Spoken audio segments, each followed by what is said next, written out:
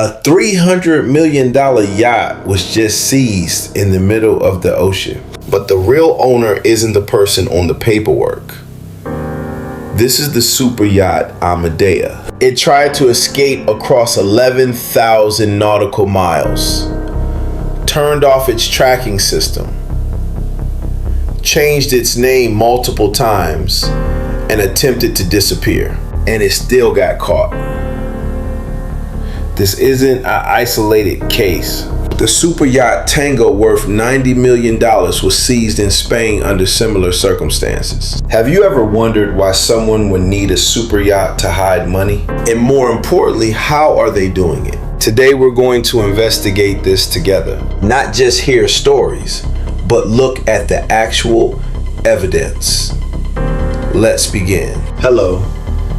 Imagine a ship nearly 350 feet long, worth over $300 million, running across the Pacific Ocean. It turns off its tracking system, changes its name and nationality multiple times, and tries to disappear in the middle of the ocean.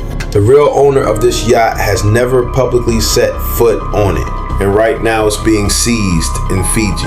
Have you ever wondered why someone would need to hide their ownership of a super yacht to this extent? Today we're not just telling stories, we're examining real evidence.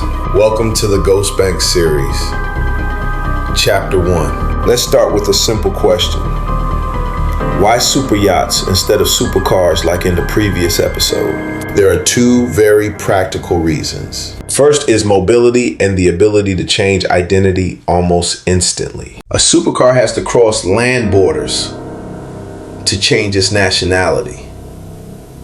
But a super yacht can do flag hopping, changing its flag in just a few days. Many yachts owned by wealthy Russians quickly switched from Cyprus to the Marshall Islands or the British Virgin Islands as soon as pressure appeared. Second is the extremely thick layer of anonymity. Most of these yachts are owned by shell companies. When you ask who really owns it, the answer is another company and then another company after that. Do you see the difference?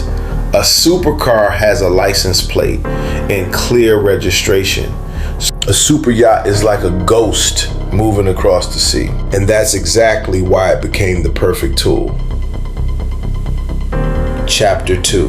Now let's look at a case with very clear evidence from the Cyprus Confidential investigation in 2023 to 2025. Roman Abramovich once owned an extremely luxurious fleet of yachts, including the famous Eclipse. His company, Blue Ocean Yacht Management in Cyprus, set up a fake charter scheme. On paper, the yachts were being chartered to other companies. In reality, those companies were also controlled by Abramovich through British Virgin Islands entities. They created nearly 300 fake charter agreements, many of them backdated to create false proof. The goal: to avoid 20% VAT on fuel, maintenance, and operating costs when the yachts were in European waters. In other words, he was essentially renting his own yachts from himself. A very special kind of win-win. This wasn't traditional money laundering. This was using legal structures to maximize tax reduction, and it was documented in official investigation files. Chapter 3. Ghost banks. May sound smart, but they are not invisible. In 2022, after Russia invaded Ukraine, the US tightened sanctions. The $90 million super yacht Tango, owned by oligarch Victor Vekselberg, was seized in Spain at the request of the United States, one of the first major seizures. Even more dramatic was the case of Amadea, a nearly 350-foot yacht worth over $300 million, believed to be linked to oligarch Suleiman Karimov. When it came under scrutiny, it undertook a long escape across the Pacific, changing its name and registration multiple times and turning off its AIS to disappear from public tracking. In the end, it was still seized in Fiji. Do you see the pattern? The more they move and try to hide, the more traces they leave behind. This is the biggest weakness of every ghost bank at sea. Chapter 4. Now let's talk about the practical techniques they commonly use. First flag. Hopping, constantly changing flags. Many Russian-linked yachts switch flags within just a few weeks when pressure increased. Second turning, off AIS. This mandatory tracking system, when disabled, makes the yacht almost invisible on public tracking websites. It's a very common tactic in sanctions evasion cases. Third, jurisdictional shopping, choosing ports in countries with weak enforcement and loose regulations. Have you ever wondered how a yacht can disappear in the middle of the ocean so easily? This is exactly why. But it's also why they eventually get caught when international cooperation kicks in. Chapter 5. Finally, the most important point many people miss. Ghost. Banks are not unbeatable. The cases of Tango and Amadea clearly show this. When there is coordination between the US, Spain, Fiji, and other countries, even yachts that turned off AIS, changed flags multiple times, and sailed thousands of miles, still got seized. Authorities are improving AIS monitoring, tightening flag regulations, and sharing information faster. Some yachts now have to anchor in more restricted areas or accept much higher risks. Do you see it? The harder they try to hide perfectly, the greater the pressure from the other side becomes.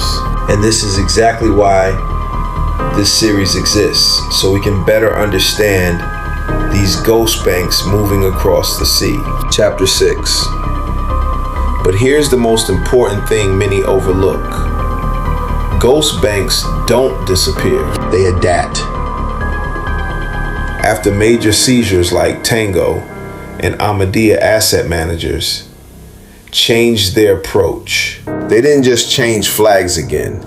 They built much more complex, multi-layered ownership structures with multiple parent companies, subsidiaries, and trusts in different countries, making it extremely difficult to identify the real beneficial owner. Some yachts were moved to countries with limited legal cooperation with the West. New anchorages appeared in areas that previously received little attention. More importantly, the cost of maintaining a ghost bank is rising significantly. It now requires teams of lawyers, professional managers, and a willingness to accept much higher risks. This is pushing some people to consider other tools, where hiding wealth might be easier or carry less risk of detection. Do you see the trend? Super yachts were once considered almost perfect, but as pressure increases, the ultra-rich are not standing still.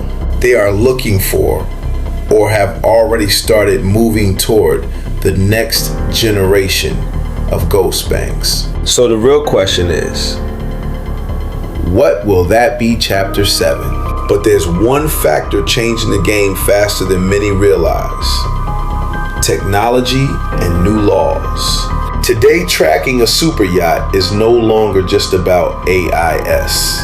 Commercial satellite companies and artificial intelligence algorithms can detect suspicious behavior, such as a yacht turning off AIS for too long or changing its route in unusual ways. Many countries are also tightening beneficial ownership rules. New registries now require disclosure or information sharing with international investigators. Even flag states that were once quite lenient are now under greater pressure. As a result, the cost and risk of running a ghost bank at sea are rising sharply. Not everyone is willing to accept the growing complexity and legal costs. Do you see this trend? Ghost banks once seemed almost perfect because they could move and were hard to trace. But as tracking technology becomes more advanced and laws become more transparent, Even these ghost banks at sea are starting to show clear weaknesses. And this is exactly when the ultra rich are forced to look further. If super yachts are becoming too risky to hide, what other assets will they turn to ones that might be even easier to move or harder to track? Chapter 8. But there's one truth that few people talk about. Ghost. Banks cannot operate on their own. Behind every ghost super yacht is a professional ecosystem that supports it. These include specialized yacht management companies, law firms with offices in multiple countries, flag registries, and free port storage facilities. They don't directly own the yachts. They simply provide services, registration paperwork, management, tax optimization, and sometimes building extremely complex ownership structures that are nearly impossible to trace. These are the key holders. They operate completely legally within current laws. And because they exist, even if one yacht gets seized, hundreds of others continue operating in similar ways. Do you see the problem here? The issue isn't just with the people who own the assets. The issue lies with an entire industry built to facilitate anonymity and the movement of wealth on a global scale. And as long as this industry continues to exist at this level of complexity, ghost banks will continue to have room to operate, just in different forms. Chapter 9. Finale. Over the past 2 episodes of the Ghost Bank series, we've investigated a journey from supercars to superyachts, assets designed to be both extremely valuable and almost perfectly anonymous and mobile. We've seen how they are used to avoid taxes, evade sanctions, and sometimes protect wealth from public attention. We've also seen that no matter how sophisticated they are, they still have weaknesses, and they are increasingly being squeezed by technology and stronger laws. But perhaps the most important thing we need to remember is this: ghost banks don't disappear, they simply change. When one tool becomes too risky, the ultra rich will look for another. They always have the resources to do so. And as long as legal loopholes, professional enablers, and high-value mobile assets exist, this game will continue, just in new forms. Super yachts may no longer be the optimal choice in the near future, but the idea of a mobile, anonymous, high-value ghost bank will remain. And that is exactly why this series exists. Not to judge, but so that we, the viewers, can better understand how the world works, how power operates, how money moves, and the gaps that power can exploit. Thank you for investigating with me until the end. If you found the Ghost Bank series valuable, please like, subscribe, and share it with others who might be interested in stories like this. Comment below, what do you think the next ghost bank will be? Private jets, fine art, or something completely different? I'd really like to hear your thoughts. See you in the next episode. Have a great day.